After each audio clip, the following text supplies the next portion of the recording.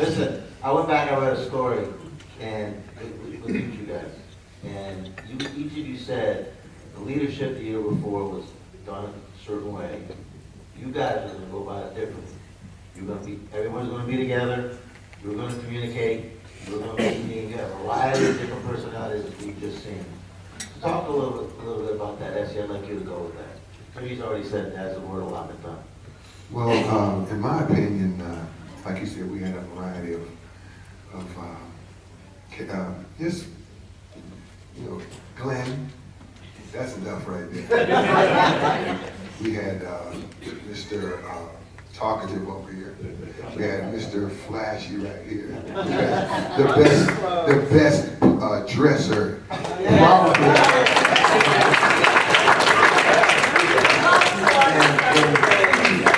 Until this year, when Coach Satin brought him in, he said, there's this guy coming in about your size, you can shoot it. I said, really?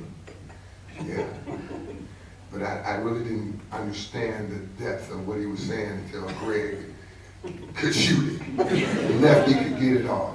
And then he said, yeah, I got a little guard. I said, little guard? Little guard. Yeah, little guard. You wasn't but $150.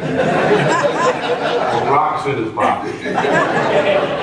He said, this guy is going to hit you in the face with the ball because he's really good. He's an assist guy, cat quick. And he talks a little bit, yeah, super fast, I'm sorry. And he's going to hit you in the face with the ball, getting it to you. Don't you know the first practice? He hit me right in the face with the ball. And he looks at me like, why didn't you catch it? All right, I'll catch the next one. And then I became the black hole. But, Jimmy and I, we used to talk a lot. We were roommates. We used to talk a lot about the team and how we're going to get together. And we used to, I wouldn't say we ruled with an iron fist, but we know how to get these guys together to a point where they agree with each other, Some people you have to give some leeway. Other people you give a little leeway going the other way. And we had a lot of guys on the team like myself and Jimmy who we just stepped back and let these guys do their thing. We know Greg can score. We know this guy over here can play defense. Jimmy can score anytime he wants. And I like to say that Jimmy gave up a lot for the team. Okay, he was an excellent scorer, excellent defender. Okay, He's a butcher. What? A butcher. Butcher. Well, ask Otis Birdsong. Otis Birdsong at the end of the game. I mean, everybody says, yeah, this guy scored 38 on you. Well, Greg scored 40. He scored on everybody. But at the end of the game, Birdsong was shooting everything short. Everything he shot was short. And then if you look at the film up there, Jimmy was right on his butt. He was actually looking back for Jimmy every time he shot the ball. And at the end, we prevailed. Birdsong scored 2 points in the last 13 minutes of the game. Exactly.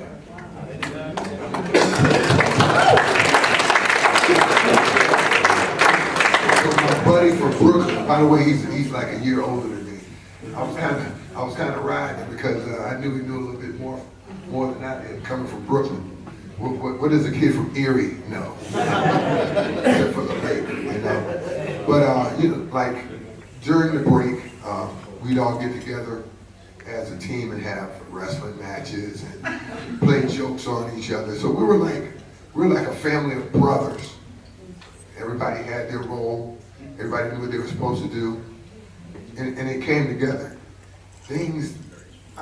I was looking at the team. We were taking a picture last night in the award room up there, and I was looking back and I said, "Wow, this team won the NIT." Do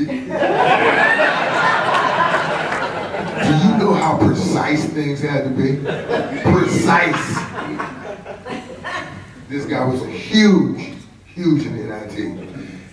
Little did you know, Water Bucket, we call him Water Bucket, cleaned up everything. Now, I sat down, I've watched the film a couple of times. Don't talk to my wife, she'll sell you 52 times. And she's kind of right. But yeah, everybody had their role. Unbelievable. I just talked to him the During the game, I said, man, you really cleaned up, man. You cleaned up a lot of mess in there. All right. So that's how we were able to come together by being on the court, by being off the court, by being able to communicate with each other. And that's my opinion. Thanks, Jesse. This might be for a couple of you folks, but I'm gonna start with the coach. And there's a lot of locals, alumni here, but what's the one thing, and we saw it today, quite frankly, the one thing you remember about the Riley Center and its fans and its home court advantage? Can you talk about that? Yeah, well, I think it started back when we played. We were fortunate enough to play with great teams, and one of the best guards in Bonaventure history, Bill Kelbaugh, ended up being my assistant coach. He was more of an equal coach, certainly with me, and so I think we were used to winning. We were used to having great crowds. We used to having people talk about St. Bonaventure all the time. We had a big guy in that team too. I can't remember what was his name, Billy. Lanier. I think it was Bob Lanier. And he helped a little bit too. He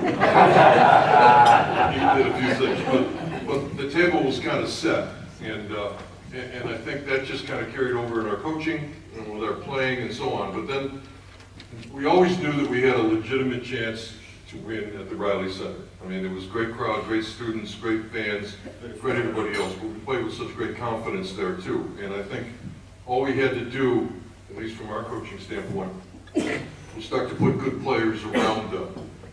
And good players, as we all know, make great coaches. And we ended up having, with this group that came together through a lot of different ways, from different backgrounds, from different cities and everything else, that meshed so well. And they did it because, quite frankly and quite honestly, we had the two best leaders that I've ever coached in my life, and probably the best in St. Bonaventure. And I think Jesse hit it really. When Billy was coaching on the freshman team, Jimmy was one of the guards, and I think he averaged probably 25 or 26 points a game on the freshman team. And then as we came on and we started to play in the varsity and start doing things, and we added Greg, and Jesse was a big time scorer, and then Glenn came in a couple of years after that, and we had scorers all over the place. And there's not a lot of people, quite frankly, that would be willing to sacrifice the way he sacrificed, and I really mean that. I mean, he did some things. He was as hard to know, toughest guy that we possibly could have. Nobody really wanted to guard him. Nobody wanted to play against him in practice or in the games. But what he did from a sacrifice standpoint kind of rubbed off on everybody else, really did. I mean, everybody else looked at it and said, hey, Jimmy Barron, he could have got 15, 18 points a game, and he scored when we really needed baskets, he would score. But, then we started adding better players. The Delmar Harrod came in and ended up being a really good player at Bonaventure, one of the best forwards we had there. And Timmy Waterman came in as an underrated, 6'7", 6'8" freshman that didn't have a lot of size to him or anything else, but you could tell he could work right off the bat. And in fact, I saw something, I'm going to tell you this quick story. I was watching the film in there. This never happened before, probably in the college basketball life, but this gives you an idea who Timmy Waterman was. We're in the NIT game right there, the final game against Houston. He's taking 2 foul shots. Shoots the first one, he misses. Referee comes over and gives him the ball, and he says, "Thank you." I said, the referee just said, "Thank you for giving the ball." I said, "Oh my God, that's Timmy Waterman." No, he was a great kid, as hard a worker as we've ever had, and developed more probably than any player that we really had. So I think, without getting long-winded, we could talk about all of them, but honestly, I think that players made this whole team, and they made the thing, and we had 3 dynamic players, and the 2 forwards and the guard, and then we had some complementary players that were terrific. And anytime we went to the bench, Diggs would make a jump shot, or Nicky Urzetta would come off and be strong from the guard spot. Delmar would make everything. Jimmy and Bruno. We had guys that could come in and contribute in a bunch of different ways, and they got along so well together, and that probably made the difference. I want Glenn to follow up on this. Glenn, you were an absolute showman. There were actually times where you would hit the last second shot and then run off the court. Talk a little bit, if you could, about the RC, its atmosphere, its energy. Well, playing in the Raleigh Center, which that's what you guys call it. I call it the Talladega.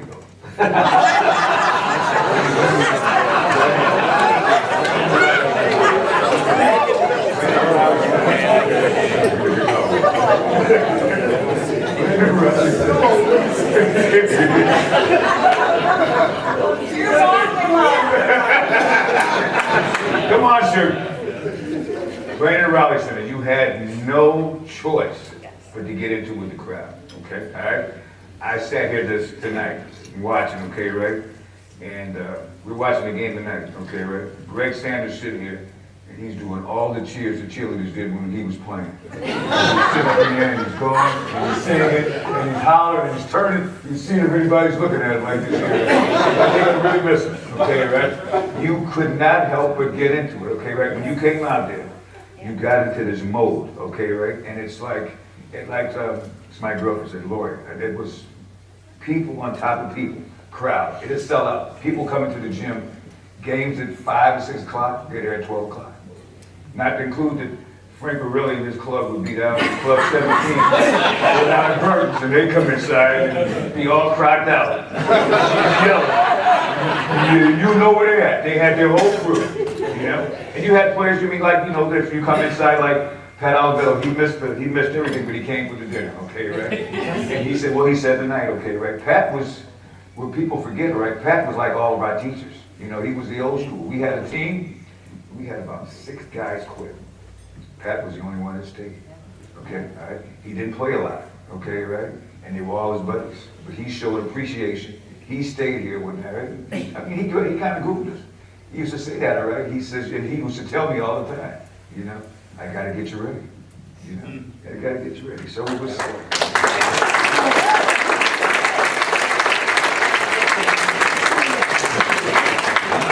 But it was an atmosphere unlike anything. I mean, high school or whatever. You know, and you didn't. All you knew was when you came here. We didn't lose either here. We lost 2 games. All right, to the same team, to the same guy hit the shot on the same person. I'm not going to say anything because it was Timmy. Anyway. All right, you know. But and we played hard. Okay, you know, like we said, we had a team that looked like, you know, it was like the Beverly Hillbillies, all kind of misfits and everything. Okay, all right. But when we got on the court, we played hard, okay, all right? And Coach wrote us, all right? He wrote us. We practiced hard, and we had someone that got us ready, Mr. Jelani. You know, they made sure that everybody was ready to play. And we all played hard, you know?